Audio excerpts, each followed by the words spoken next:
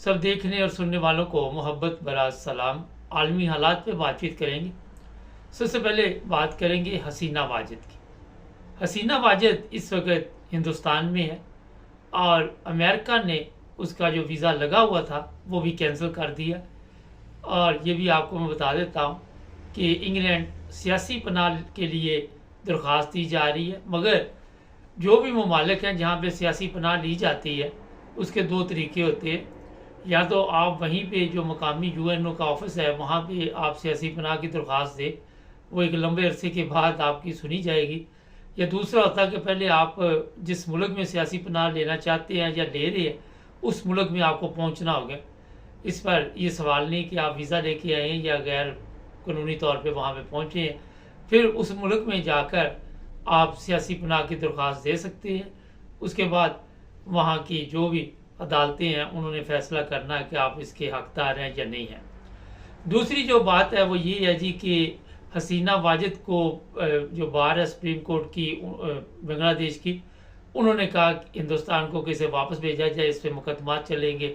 बेशुमार लोगों की ये कातिल है और जो इसका नौकर चाकर हैं उनको भी गिरफ्तार किया जा रहा है। जो हसीना वाजिद के साथ कबीना में लोग थे उनमें से बताया जा रहा है कि बड़ी तादाद में लोग जो हैं वो एक होटल में मुकीम थे, वहाँ आग लगा दी गई, जिसमें गैर मुल्की भी खबर ये आ रही है कि उसमें जाम बहक हो गए और इनकी पकड़ धकड़ शुरू हुआ। किसी को किसी एयरपोर्ट से पकड़ा जा रहा है, किसी को किसी एयरपोर्ट पे, और इनके ऊपर मुकदमा चलेगा।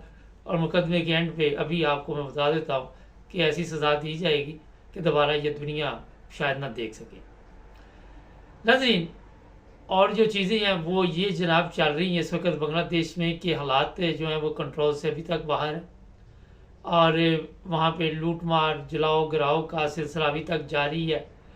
कल एक प्रेस रिलीज जारी किया गया अहमदिया जमात की तरफ से और बताया गया कि वहाँ पे, जैसे कि हम कल आपको खबर दे चुके थे, लेकिन मैंने बताया था कि तस्दीक होने के बाद आपको मुकम्मल चीज़ें जो है वो बताएंगे। वहाँ पे अहमदियों के घरों पे हमले हो रहे हैं, तोड़ फोड़ की जा रही है और कई जगह ये भी इतला है कि आग भी लगाई जा रही है। किसी जगह से ये भी इतला है कि दीवार गिरा दी गई है।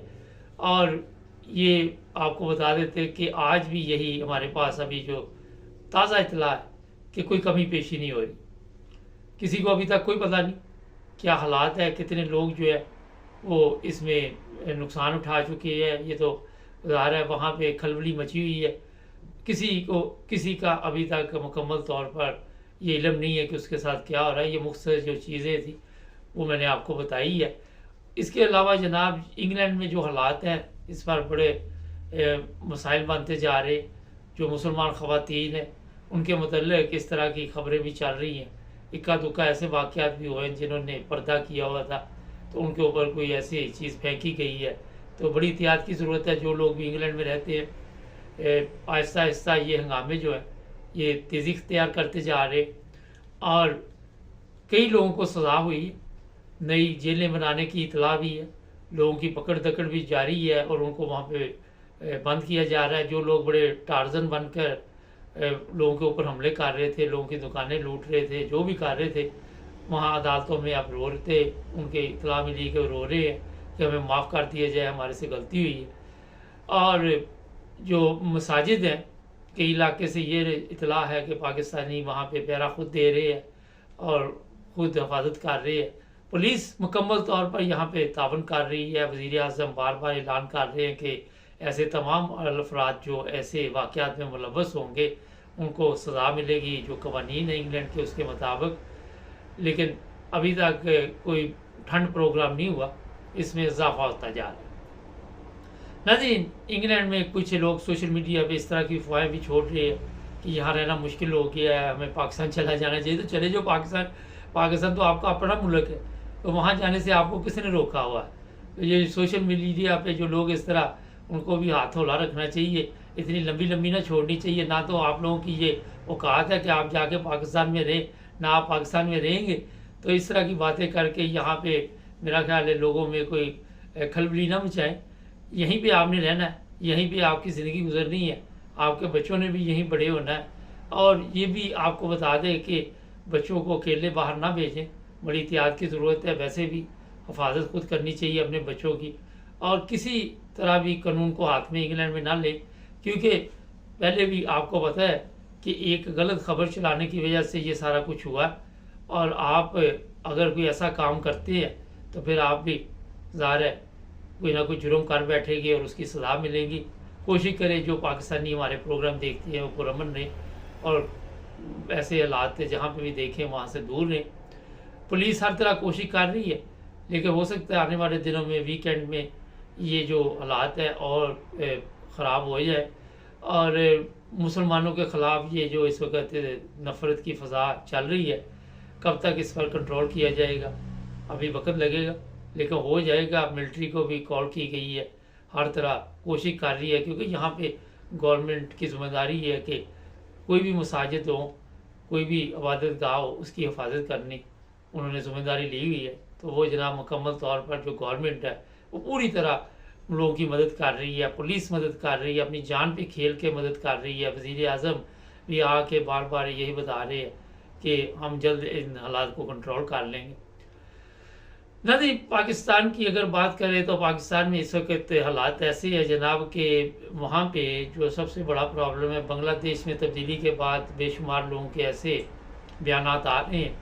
कोई शहबाज शरीफ को बता रहा है कि आपने किस तरह भागना है, मरियम है उसके मतलब भी ये खबरें चल रही हैं, और उनकी कोई कारकर्दगी नहीं है। सर सोशल मीडिया के ज़रिए ये बताया जा रहा है कि मुल्क तरक्की कर रहा है, हमारी कौम इतनी सादा है। जब मैं सोशल मीडिया पे देख रहा था, एक बंदे से पूछा कि पाकिस्तान पे कितना कर्जा होगा, कहता कोई होगा 5 लाख। उसने कहा तुम्हारे ऊपर कितना है, कहता मैं तो 10 लाख रुपए से ज़्यादा लोगों का देना है। तो जिस कौम की ये हालत हो, वहाँ पे आप सबके इल्म में है कि फिर जो भी थोड़े बहुत अक्लमंद लोग होते हैं, शातिर होते हैं, वो इस तरह की सादा कौम को बेवकूफ़ बना के तो मेरा ख्याल है लूट मार करते रहते हैं, और वो उसका सिलसिला जारी है।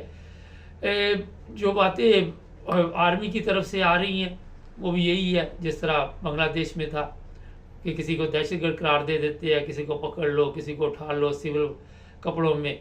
आप जनाब जो लोग मिल नहीं रहे, जिनको उठाया गया है, जिनके लिए आपको पता है कई दफ़ा इस्लामाबाद में भी लोग इकट्ठे हुए, उनके जी 50-50 लाख रुपए दे दिए जाएंगे, किसी तरह उनका मुंह बंद करने की कोशिश की जा रही है। जर्मन साइकिल सवार जिसको लूट लिया गया था, वो खैबर पख्तूनख्वा में 1 हफ्ता फिरता रहा, उसको किसी ने कुछ नहीं कहा।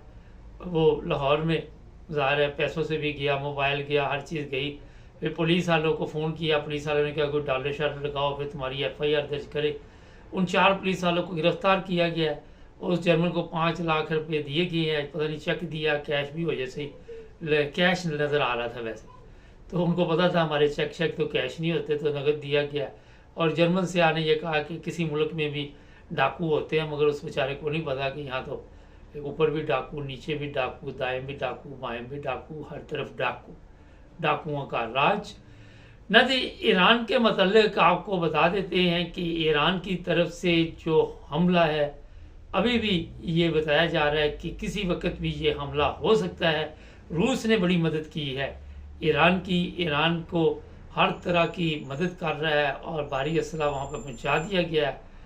ईरान के लिए ये बड़ी बात है, क्योंकि इस बार फ़ख्र है ईरान के लोगों को कि रूस जो है उसने दोस्ती का पूरा साथ निभाया। आपको पता ही है दोस्त वही होता है जो मुश्किल वक्त में काम आए, और इससे ये होता है कि जंग रुकनी या नहीं रुकनी, मगर अगले बंदे को पता चल जाता है कि कोई इसके साथ है, मिल गया है। जिस तरह इसराइल के साथ मुसलमान ममालिक जो है वो मिले हुए हैं और उसकी मदद कर रहे हैं, अमेरिका कर रहा है। अमेरिका की तरफ से 12 दफ़ा ईरान को धमकी दी जा रही कि अगर कोई भी ऐसा कदम आपने उठाया तो आपका हाल भी इराक जैसा किया जाएगा। अभी आने वाले दिनों में ईरान कोई हमला कर पाता है या नहीं, लेकिन इस खबरें ये गर्म है कि जनाब किसी वक्त भी ये हमला हो सकता है। एक और आखिर पे आपको बता देते हैं कि किसी मुल्क में भी रहे, वहाँ के कवानीन का ख्याल रखें। कभी भी किसी जगह भी तशद्दुद हो रहा हो तो वहाँ शामिल ना हो, क्योंकि आजकल कोई भी गलती आपको जेल में लेके जा सकती है। किसी मुल्क के भी हालात ठीक नहीं जिनके मतलब मैं अभी प्रोग्राम कर रहा था। हमारे चैनल को सब्सक्राइब करें, जुड़े रहे हमारे साथ। आज और भी प्रोग्राम है, बड़े ज़बरदस्त प्रोग्राम हमारे साथ लोग करने के लिए तैयार हैं। सब्सक्राइब करना मत भूलें। अल्लाह हाफिज़।